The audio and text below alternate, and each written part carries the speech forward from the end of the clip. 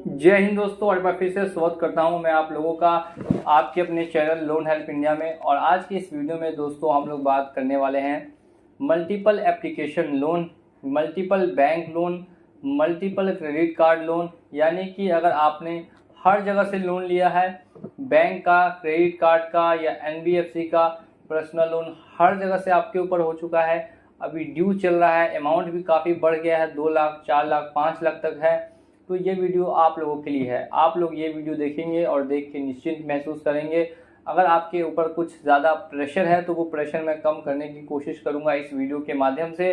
तो सिर्फ और सिर्फ आपको ये वीडियो पूरे इंटरेस्ट के साथ लास्ट तक वॉच करना है। और साथ ही में अगर आप लोग हमारे चैनल पे नए हैं तो चैनल को सब्सक्राइब करके बेल आइकन को प्रेस कर दे। आप लोगों को मैं हमेशा ही इसी तरीके की वीडियोस लेकर आता हूं, तो आप हमेशा वीडियोस चेकआउट करें ताकि आपको इन्फॉर्मेशन मिलती रहे। हम लोग बात करते हैं मल्टीपल लोन्स के बारे में। आखिर मल्टीपल लोन्स कब हो जाते हैं और कैसे हो जाते हैं, ध्यान से सुनिएगा। सबसे पहले तो हमेशा ध्यान रखें कि अगर आपके पास पहले से पैसे उपलब्ध हैं तो किसी के कहने पर या किसी कंपनी के ऑफर आने पर आप कभी भी उससे लोन ना लें, क्योंकि लोन जो है वो दोस्तों देखते देखते काफ़ी बढ़ जाता है। और मल्टीपल लोन्स इस तरीके से होते हैं, मैं अपना आपको एक एग्जांपल सेट करके दिखा रहा हूँ ताकि आपको समझ में ज़्यादा आ सके। लाख रुपए का लोन था किसी क्रेडिट से, या मैंने किसी क्रेडिट कार्ड को यूज़ करके लिया या फिर बैंक से लिया 1 लाख का लोन। अब वो जमा करने के लिए मैंने कहीं और से 1.5 लाख रुपए का लोन ले लिया, इंटरेस्ट के साथ जमा करना था। अब उसको जमा करने के लिए मैंने 1.5 लाख का लोन लिया, फिर 1.5 लाख के लोन को जमा करने के लिए 2 लाख का लोन ले लिया। अब 2 लाख का लोन जमा करने के लिए 4-5 जगह से फिर लोन ले लिया ताकि वो 2 लाख जमा कर सकूँ। तो ऐसे करके काफ़ी लोगों का लोन होता है और मैंने ये खुद एक्सपीरियंस किया है और 2 साल मैंने लगातार इस चीज़ पे काम भी किया। तो मुझे अब पूरी तरीके से पता चल गया कि लोग ज़्यादातर इसी चक्कर में फंसते हैं और फंस के अपने ऊपर मल्टीपल लोन्स क्रिएट कर लेते हैं। लेकिन ये सिर्फ एक कंडीशन है, और दूसरी कंडीशन आती है फाइनेंशियल क्राइसिस। यानी कि जब पैसों की काफ़ी ज़्यादा ज़रूरत पड़ती है तब लोग मल्टीपल एप्लीकेशन से लोन उठा लेते हैं। उस समय उनको लगता है कि वो फ्यूचर में पेमेंट कर देंगे, लेकिन फ्यूचर में कोई ऐसी अप्रिय घटना हो जाती है जिस वजह से वो पेमेंट सभी का नहीं कर पाते। अगर ईएमआई भरते भी हैं तो बस 2 की ही भर सकते हैं, बाकी 5 की नहीं भर सकते। अगर 7 जगह से लोन लिया है तो 3 जगह की भर सकते हैं, 4 जगह की नहीं भर सकते। तो ऐसा काफ़ी जगह मुझे देखने के लिए मिला है। तो ऐसे केसेस में लोगों को हमेशा से डाउट रहते हैं कि क्या सही तरीका होगा पेमेंट करने का, क्या पेमेंट कैसे करेंगे। तो इस चीज़ पर मैं काफ़ी वीडियोस पहले भी ला चुका हूँ और ये वीडियो भी होगी, तो ध्यान से मेरी बातों को सुनते रहिएगा। मैंने अपना एग्जांपल सेट किया था, मैंने 1 लाख का लोन लिया, अब मैंने 5 लाख का वो लोन हो गया। 1 लाख के लोन को जमा करने के लिए 2 साल के बाद वो लोन अब 5 लाख रुपीज़ का हो गया। अब 5 लाख रुपये का जो दोस्तों मेरे ऊपर अभी लोन है वो मैंने 7 जगह से लिया है और मेरी अभी सैलरी मात्र 20,000 है और लोन है मेरे ऊपर 5 लाख रुपये का जो मैंने 7 जगह से लिया है। अब 20,000 में से कितना भी मैं कोशिश करूँगा तो 10,000 ही ईएमआई भर सकता हूँ। तो मैं पहले कोशिश करूँगा कि जो स्मॉल लोन है, छोटा लोन, यानी जहाँ से 20,000 का या 50,000 का लोन है, जहाँ पे कम अमाउंट का लोन है, पहले उसको जमा करके क्लियर कर दूँ। तो मैं सिर्फ छोटी ईएमआई को ही अभी भरने वाला हूँ और जो बड़ी ईएमआई है उसको मैं अभी इग्नोर कर दूँगा। लंबे समय तक इग्नोर, 6 महीने साल भर तक इग्नोर करूँगा और इस बीच में जो छोटे मोटे लोन हैं वो मैं जमा करते रहूँगा। ऐसे करके 1 लाख रुपये या 1.5 लाख रुपये तक का लोन साल भर में मेरा क्लियर हो गया।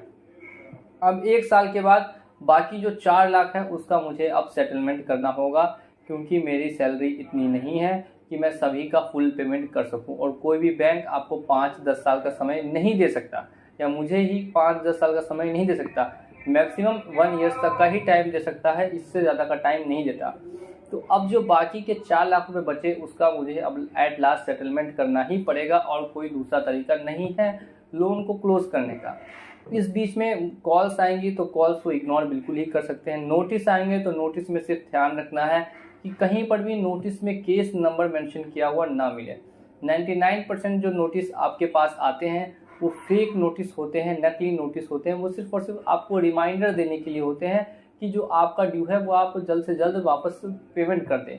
अब देखिए यहाँ पर हुआ क्या कि 5 लाख का लोन हो चुका था, जिसमें से 1 लाख का मैंने 1 साल में जमा कर दिया, बाकी अभी मेरे ऊपर 4 लाख रुपए का लोन बचा है। तो अब मैं इसको कैसे ख़त्म करूँगा? तो अब जहाँ से मेरा बड़ा लोन है, जैसे कि एक जगह क्रेडिट कार्ड से मैंने 2 लाख का लोन लिया, तो अब मैं उस 2 लाख के लोन को नेक्स्ट 50,000 में सेटलमेंट करने की कोशिश करूँगा, यानी 25% पे 25 से 30% में लोन को सेटलमेंट किया जा सकता है पर्सनल लोन को। लेकिन ध्यान रखिएगा, इससे आपके सिविल पे फ़र्क पड़ेगा। लेकिन मेरे पास अब दूसरा कोई रास्ता बचा भी नहीं है, तो अब सिविल बचा के भी कोई फ़ायदा नहीं है, सिर्फ और सिर्फ इस दलदल से बाहर निकलना है। तो मेनली मैंने क्या किया कि जहाँ से 2 लाख का लोन लिया था वहाँ मैंने अब 50,000 में सेटलमेंट कर दिया 3-4 महीनों में। अब ऐसे करके मेरा 3 लाख रुपए दोस्तों क्लियर हो गया। अब फिर से 2 लाख रुपए और बचा, तो फिर 3-4 महीने में फिर से मैं 50,000 रुपये जमा करूँगा और उस 2 लाख का फिर से सेटलमेंट करा दूँगा। अब ऐसे करके मेरा जो 5 लाख का लोन था उसमें से मैंने 4 लाख रुपए का सेटलमेंट करवा दिया और 1 लाख रुपए तो जो था उसको मैंने टोटल जमा कर दिया। अगर आप चाहें तो पाँचों के पाँचों लाख रुपए को आप सेटलमेंट करवा सकते हैं। 25% पे आप जोड़ लेंगे तो 1,25,000 रुपये दोस्तों बनेंगे। तो इतने पे आप सेटलमेंट टोटल अमाउंट को भी करवा सकते हैं, यहाँ से कोई भी दिक्कत वाली बात नहीं है। लेकिन ध्यान रखना है, इससे मेरा जो सिविल है वो अब इतना ज़्यादा लो हो गया कि अब मैं फ्यूचर में लोन नहीं ले सकता, कहीं से भी पर्सनल लोन नहीं ले सकता। अपने ऊपर नहीं ले सकता, बाकी अगर फैमिली मेम्बर्स हैं या घर में कोई और है तो उसके ऊपर भी मिल सकता है, लेकिन मेरे ऊपर नहीं मिल सकता। ये बस मैंने आपको एक आइडिया प्रोवाइड किया है जो आप लोग समझ गए होंगे। नेक्स्ट कि अगर आपके पास फुल पेमेंट आ जाता है या आप कुछ बेच के सोच रहे हैं कि सारा लोन को जमा कर दें, चुकता कर दें, तो ये भी एक सही रास्ता है। अगर आपके पास प्रॉपर्टी बहुत ज़्यादा है, अगर आपके पास बहुत ज़्यादा ज़मीन है या कुछ ऐसा है जो आप बेच के लोन को जमा कर सकते हैं, पूरा ही लोन क्लोज कर सकते हैं, तो हमेशा याद रखिएगा कि 1 टाइम लोन ही क्लोज कीजिएगा। EMI मत भरिएगा, क्योंकि EMI भरने में क्या होता है कभी कभी फिर दिक्कत आती है। तो अगर आप एक भी EMI मिस करेंगे तो फिर आपको वही पड़ जाएगा, उतना वो लोग चार्जेस और फिर ऐड कर देंगे, पेनल्टी ऐड कर देंगे। इसीलिए हमेशा 1 टाइम में ही आप लोन को फुल पेमेंट करके भी क्लोज करा सकते हैं। कंपनी से बात कीजिएगा, कंपनी को समझाइएगा कि ऐसे ऐसे मुझे फुल पेमेंट करना है, तो वो आपको प्रोवाइड करेंगी और उसके बाद आपको NOC मिल जाएगा। आप लोन उनका पूरा का पूरा जमा करके एक बार में ही क्लियर करने की कोशिश करेंगे। धीरे धीरे करके अगर EMI जमा करते रहेंगे तो ध्यान रखिएगा कि अगर EMI मिस होती है तो वो पेनल्टी चार्जेस लगा के फिर से आपका लोन उतना ही कर देंगे जितना आपने लिया था। और ऐसा हर जगह दोस्तों देखने के लिए मिलता है, क्योंकि लोन को हर कोई दोस्तों हैंडल नहीं कर पाता। और इसको सबसे ज़्यादा दिक्कत तो तब होती है जब लोग बिना सोचे समझे ही लोन उठाते हैं, खासकर शेयर मार्केट में पैसा लगाने के लिए, बेटिंग ऐप पे पैसा लगाने के लिए। तो ऐसी चीज़ों में कभी भी दोस्त आप लोग पैसा ना लगाएं, नहीं तो आपको पैसा जो है वो डूबेगा ही डूबेगा। साथ में जो आपकी मेंटल कंडीशन है वो भी ख़राब होगी, क्योंकि ये लोन वाले काफ़ी लोगों को परेशान करते हैं, काफ़ी लोगों को तंग करते हैं। और उससे कैसे बचना है वो मेरे वीडियोज़ में आपको मिलेगा, जो आप जाके चेकआउट कर सकते हैं। अब मैंने यहाँ तक आपको समझा दिया। अब नेक्स्ट हम लोग दोस्तों बात करते हैं कि क्या करती हैं ये कंपनियाँ। ये कंपनियाँ क्या करती हैं कि क्रेडिट कार्ड हो या पर्सनल बैंक से आपने लोन लिया हो या फिर NBFC से लोन लिया हो या एप्लीकेशन से लोन लिया हो, तो ध्यान रखिएगा ये कंपनियाँ टारगेट करती है रिकवरी एजेंट्स के थ्रू, आपको नोटिस के थ्रू आपको परेशान करेंगी, आपको तंग करने की कोशिश करेंगी। लेकिन आपको बिल्कुल भी डरना यहाँ पे नहीं है, क्योंकि आपको मालूम होना चाहिए कि ना ही आपके ऊपर कभी भी कोई FIR रजिस्टर की जा सकती है, ना ही आपको कभी जेल हो सकता है। ऐसी कोई भी अप्रिय घटना आपके साथ नहीं घट सकती। सिर्फ ध्यान इस चीज़ का रखना है कि आपको टाइमली करके किसी तरीके से लोन को पूरी तरीके से क्लोज करवाने की कोशिश करनी है, अगर आपके लिए पॉसिबल होता है तब। नहीं भी पॉसिबल है तो भी दिक्कत वाली बात नहीं है, उसमें भी अदर ऑप्शंस आते हैं। रिटर्न ऑफ का भी एक ऑप्शन आता है, जिसमें कि आपके लोन को बैंक वाले अपने खाते से हटा देते हैं, आपसे फिर दोबारा नहीं मांगते हैं, लेकिन जो आपका सिविल है उसमें आपको डिफ़ॉल्टर घोषित कर देते हैं।